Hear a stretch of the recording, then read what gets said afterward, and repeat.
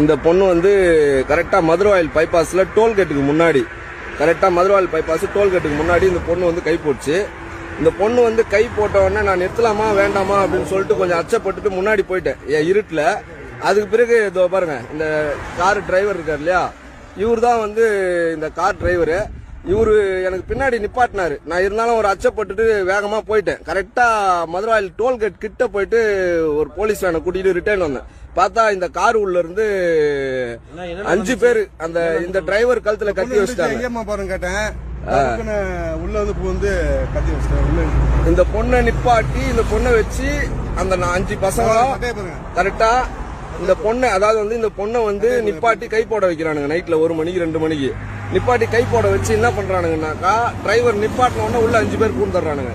5 பேர் பூந்து கையில கத்திய வச்சு கையில இருக்குது மொத்தத்தையும் புடிங்கிக்கிறானுங்க.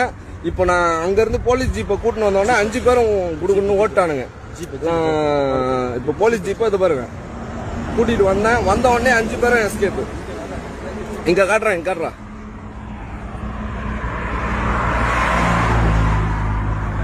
போலீஸ்.